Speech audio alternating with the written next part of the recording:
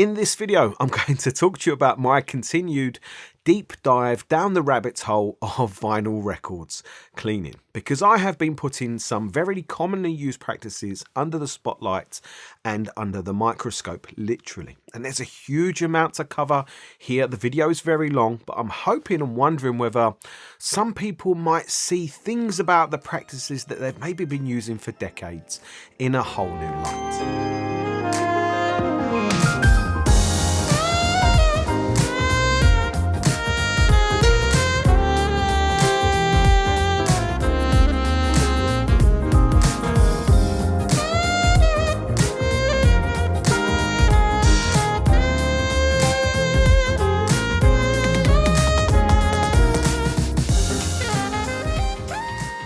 It's been just over 2 years since I got into serious vinyl playback, and I'm gradually ticking things off of my need to know list so that when I'm listening to records, I know definitely what I'm listening to and maybe what I'm not listening to. And that's critically important for me, just to enjoy the experience, but to take that further into serious product reviewing, which I'm looking to start very soon. I think this is an important process, and the product that I'll be reviewing soon is the Origin Live turntable and tone arm that you can see there behind me.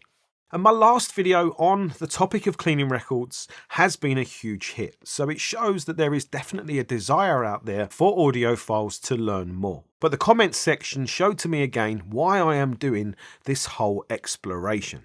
Because if you ask 100 different vinylista audiophiles what is the best or the perfect way to clean a record, they would likely give you 100 different answers. And all of those answers might be correct and right, but who do you choose? Who do you put your faith in to choose their particular method? And that there creates the quandary in itself. And personally, when I'm looking for that kind of information, I'm looking for someone to show me or explain to me the in-depth process that they've taken, the different types of testing that they've done. What were the results of that testing and what were the pros and cons of the solution? Because that way I can then make an informed decision and choose the path and route and process I want to take myself. So that is what I'm trying to do in a series of videos, really, I suppose, that I'm creating, to look at different products, look at the effects of different things, to give you the information, to share my results with you so that you can make an informed decision. And I'll tell you what I'm choosing to do,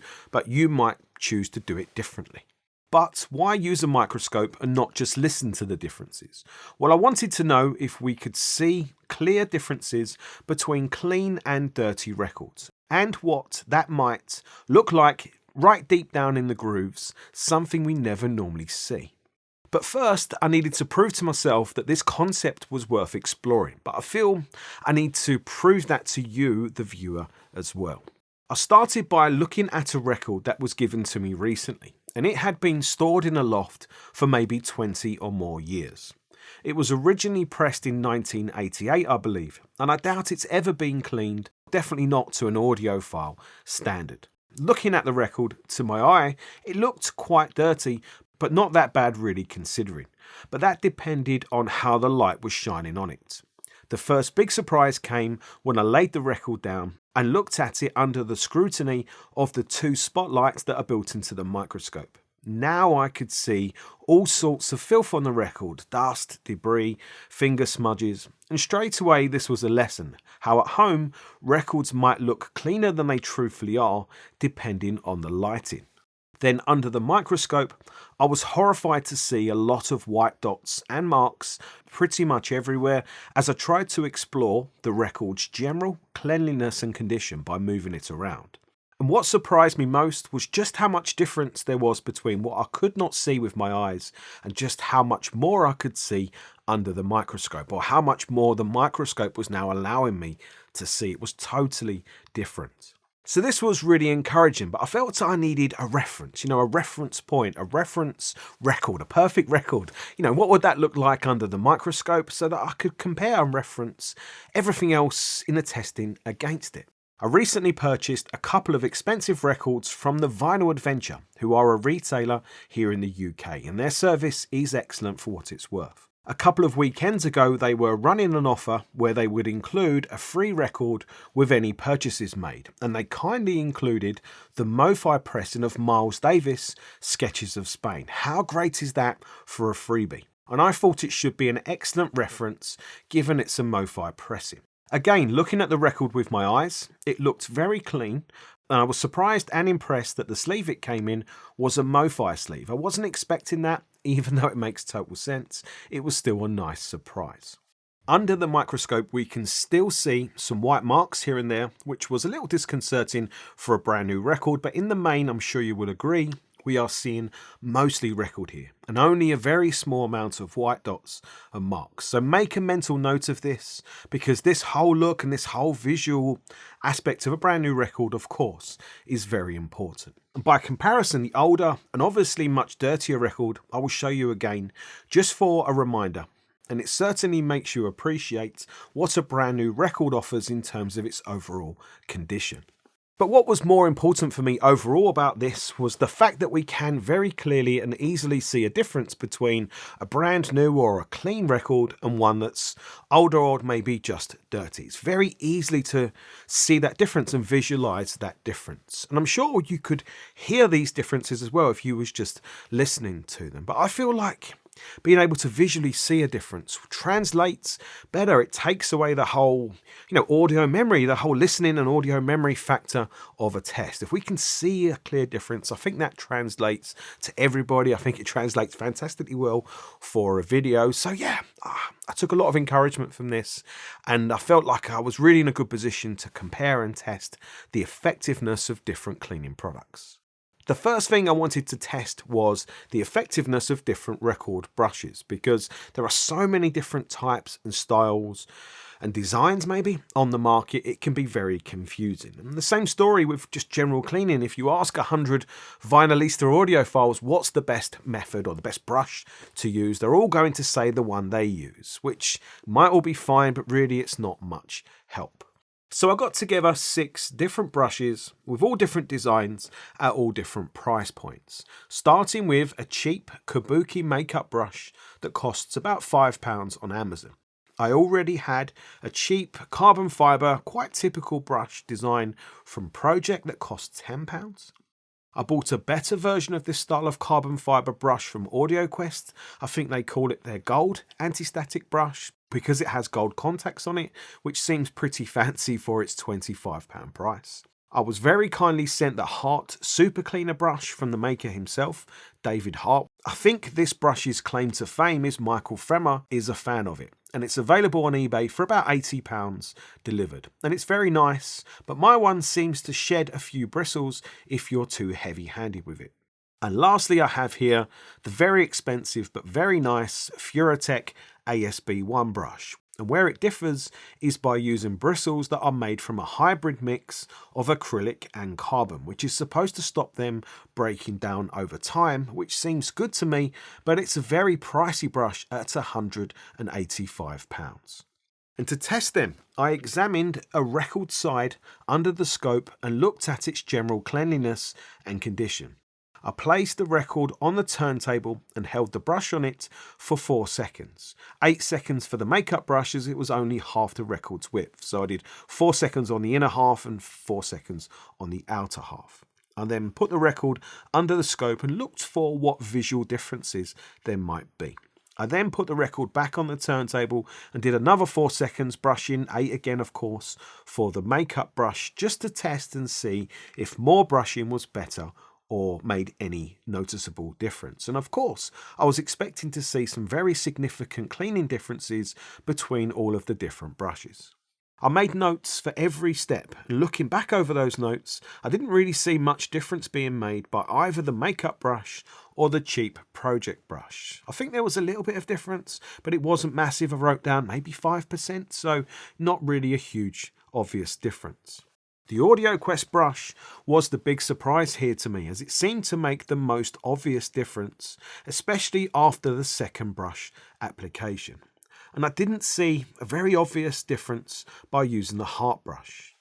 But to make matters worse, as I was examining the records under the microscope after they'd been brushed several times, I could see bits of dust sticking themselves to the record. So it was really quite a frustrating experience. So yeah, this was making the situation worse. I wasn't really seeing huge differences here from any of the brushing, really. And the fact that the dust was sticking to the record definitely harpers back to what I said in my last video on this topic about how I think we should be using brushes. But either way, after several hours of testing, making notes, getting it all on camera, I was feeling a little bit deflated. Maybe like I was wasting my time testing the brushes, or maybe the brushes just wasn't really doing what I was expecting them to. And definitely hold that thought, because we'll come back to that shortly. But what about wet cleaning? Well, I own a Degritter Mark II ultrasonic cleaning machine. And again, this was definitely a difference maker, but not as big a difference as I was expecting to see. I was expecting the record to look very similar to our brand new MoFi record with hardly any white dots and marks on it. And that is definitely not the case, as you can see in the comparison before and after video that I'm showing you. So I've got to admit, at the end of day one, after hours of testing, making notes, going through all this work and effort, I was struggling to see anything that was conclusive, really, anything massively useful from all of this testing. And I was actually feeling quite despondent about the whole process. And you might be asking, well, if that's the case, why are you even explaining it to me? Well, I realised later that this first day was really just a learning curve for me. Getting to see what a record looks like under a microscope, something that I'd never seen before. So I felt it was important to start the video with this process, because like my learning curve of what I was seeing might also be your first time seeing this. So like the learning curve will be the same for you, because from day 2 onwards, once I realised this, I was able to make some significant changes and then start to see some really useful, important things.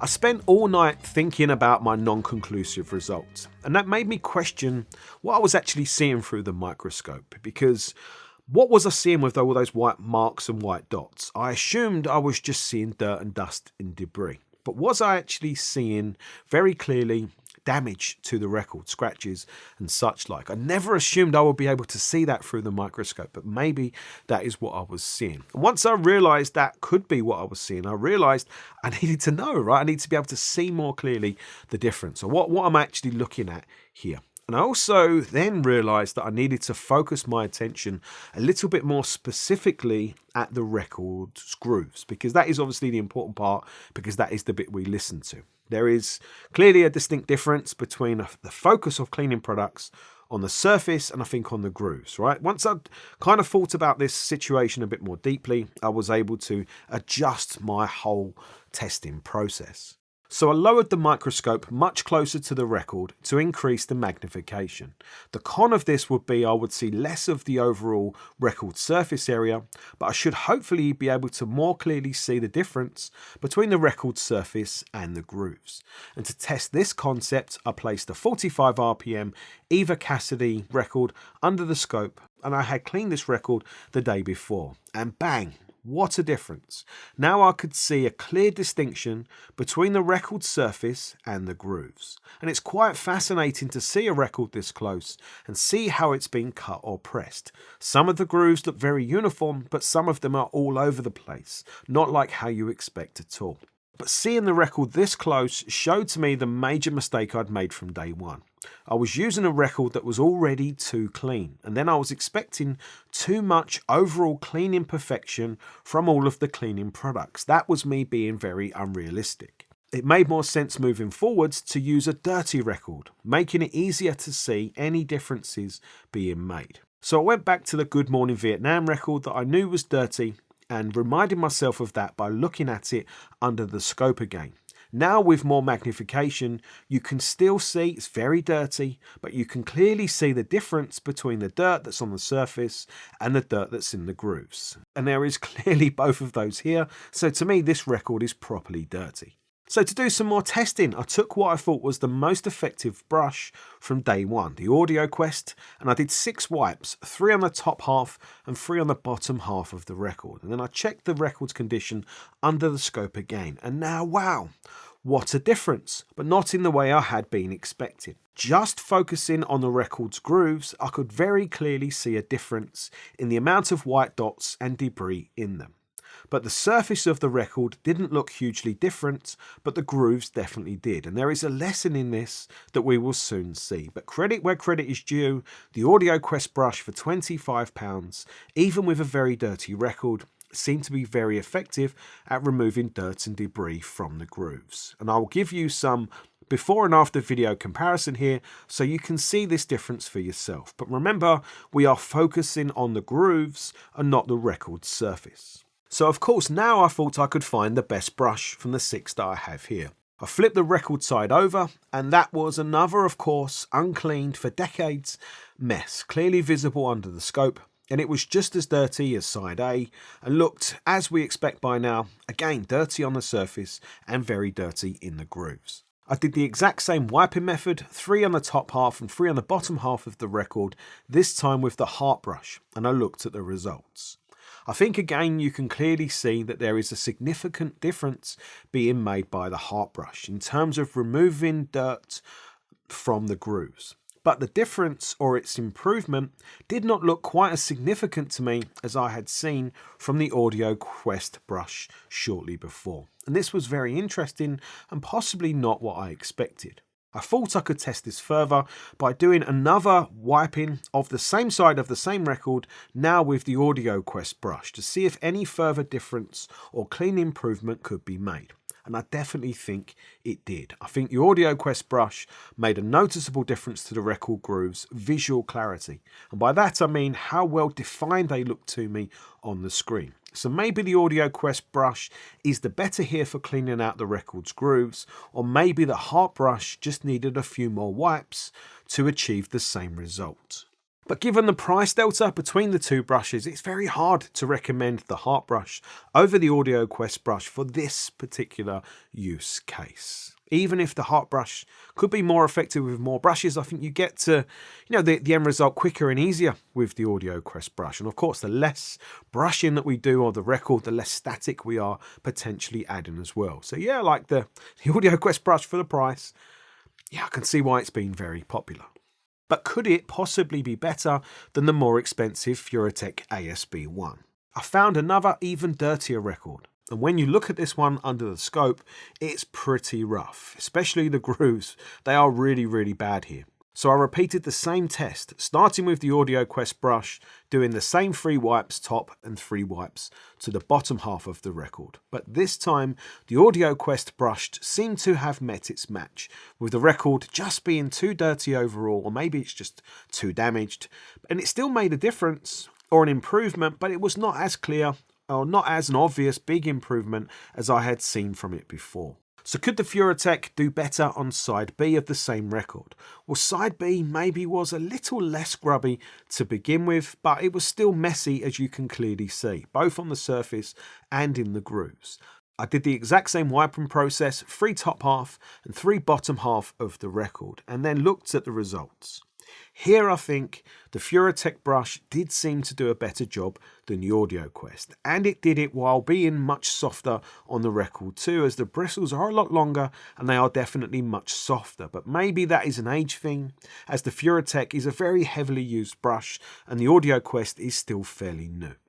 However, I think many of you will struggle to see the £150 difference in the video, between these two different brushes, because of course that's a huge amount of money. I think the difference we are seeing is purely down to the design. Look how many more bristles there are with the Furatech brush. However, I know there'll be some, vinylistas who'll see the value in this. Look how soft those bristles are. You can just see how soft they are, right? That's going to really be delicate on your precious vinyl. So some will see the benefit of spending the extra here. Some really won't. Some will be more than happy with this. So for £25, AudioQuest, this really is a good brush. And I think the other thing to pay attention to is if we think about the condition of our brand new record, I don't think brushes will ever get us quite to that same standard and quite to that same level. Something else to consider.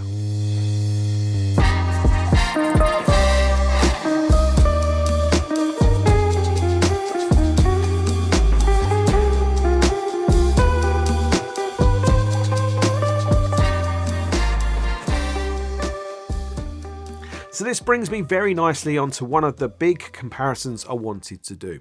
Ultrasonic cleaning versus PVA glue. Because I know a lot of finalista audiophiles will claim that the PVA glue method is all you need to do, that it's 100% perfect. And those same audiophiles see no value at all, and they see it as a waste of time and money using something like ultrasonic cleaning. So the comparison between these two, of course, was going to be fascinating. And I think once you see the results, maybe you'll start to see the whole PVA glue method just a little bit differently.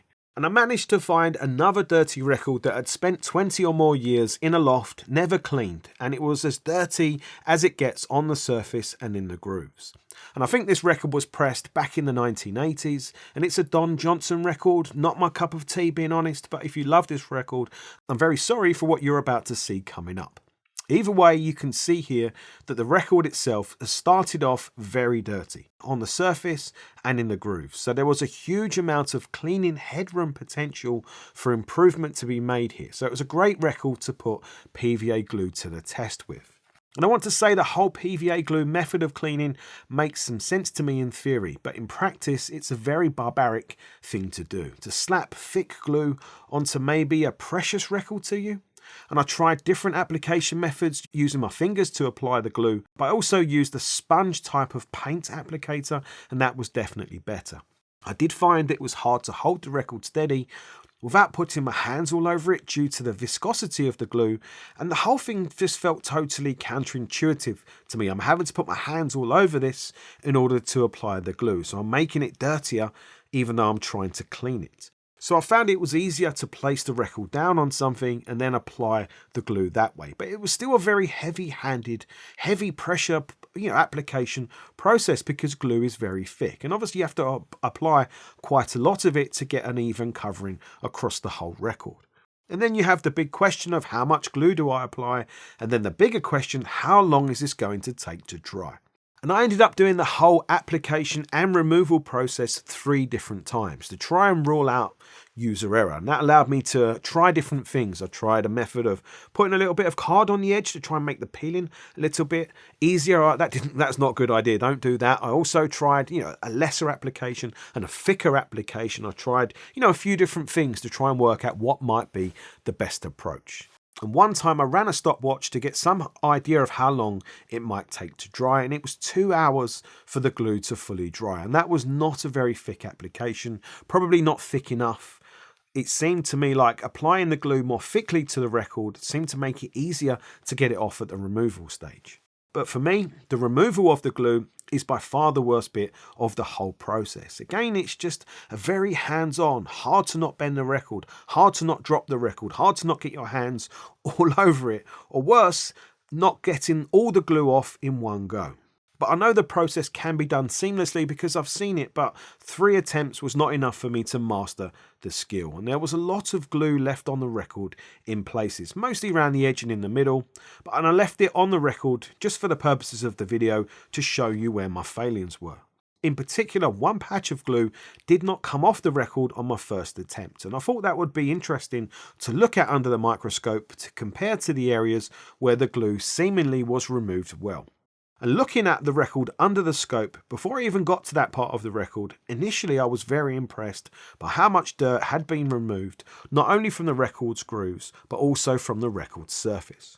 Which is great, and if we do a before and after, we can very clearly see how effective the PVA glue method can be. But it didn't take long to come across areas of the record that didn't look good at all. I was seeing a lot of white areas still on the record, and I could only assume some of it had to be some glue residue that was left behind. And some of this I could actually see by eye, but only under the scrutiny of the bright spotlights that's built into the scope, not when I didn't have them under it. So this was clearly not good. Then when I looked at the region of the record that had the obvious glue area left on it, that was very clear and obvious to see under the scope. But the most informative thing here was the areas around it. The parts that I could not see by eye or that looked clean by eye actually turned out to be really bad, with a lot of white marks left there, which again I assume some of it might be bad record, but really some of that has to be some glue residue.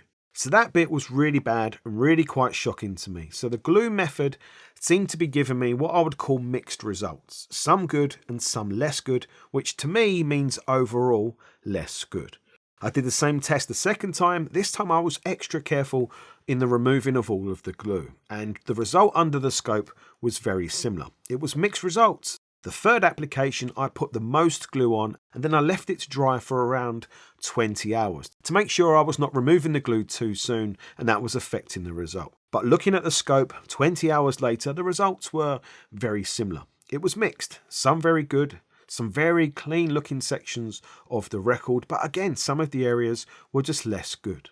So the PVA glue method does seem very effective, and I'm sure you could master the skills to maybe get the whole thing off in one go, and then maybe you would get a better overall result than what I was seeing here. But after you've seen what looks like glue residue under the microscope, bearing in mind you'd never see that with your eye, you could think that record's clean, but actually it's not. There's glue residue left there. Once you've seen that, even just a little bit, I would never be able to 100% trust that PVA glue method. Back in my mind, I'd be thinking, yeah, it looks clean, but how do I really know? And that was made even more apparent to me by how much even the very good PVA glue cleaning method was massively overshadowed by the results I was getting from using a Turgiclean distilled water pre-wash and then putting the record in the Degritter Mark II. And I actually used two records to test the ultrasonic process because they were in the same outer sleeve and I didn't know there was two in there. And both I think are from 1987. We have Dirty Dancing the soundtrack and More Dirty Dancing, two audiophile classics. I'm sure you all listen to these records every week. And both were dirty, but in particular, More Dirty Dancing was more dirty. Think how ironic that is. And you can clearly see More Dirty Dancing was properly gross under the scope. Again on the surface and in the grooves, properly ick. However, the original Dirty Dancing was pretty clean in the grooves, so I'm guessing it was played more and maybe looked after better, who knows. And maybe this is a sign that playing records does help to keep them clean in the grooves after all. I want to talk you through my cleaning process here because in my last video I showed that process and someone left a really useful comment in that video explaining that I was actually doing things wrong and I should change my strategy. So I have done, and this is now my new process.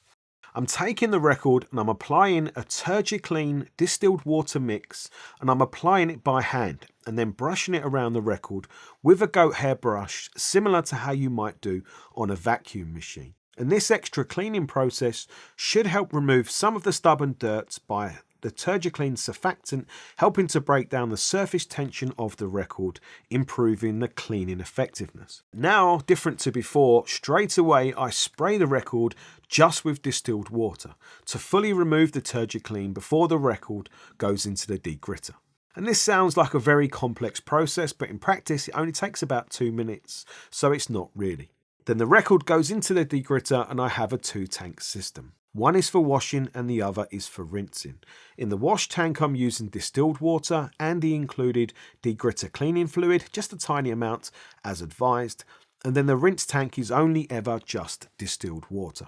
And because these records were really very dirty, I did a cycle 4 wash, which is the most comprehensive, then another application of my Turgiclean pre-wash and rinse, and then a cycle 3 wash, and then another cycle 3 wash with just distilled water. So that sounds very complex and comprehensive, but I did the 2 Dirty Dancing records in less time than it took one side of the PVA glue application to dry, just for a bit of overall time-taking perspective. But what were the results like? And this is the best bit of the video if you ask me, the most useful and informative, because I was really very pleasantly surprised by the result here given how much money I'd spent on the Degritter and other cleaning tools. But first, let's do a reminder of what the Dirty Dancing record looked like. Pretty clean in ways, but you definitely wouldn't want to eat your dinner off of it.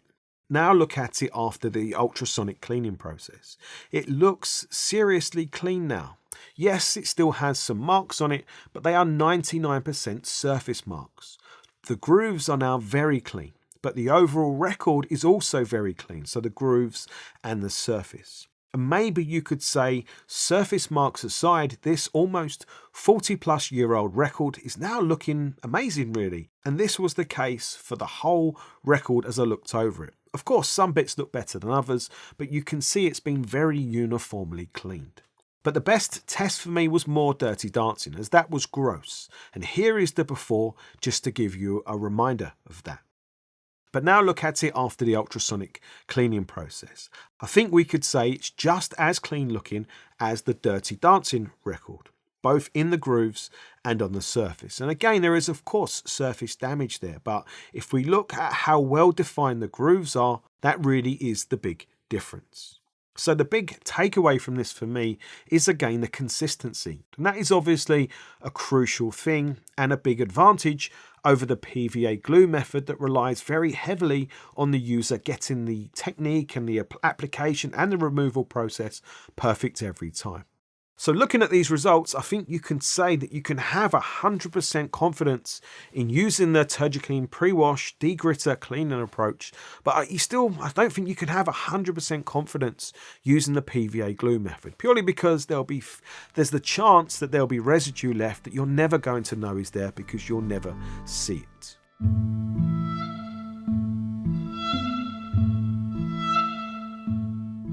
So if you've watched this very long video to this point, I just want to say thank you, because I know how long this has been. Hopefully you've seen value in it. Hopefully it's helping you make your decisions, you know, what you want to do and what you might want to take away from this.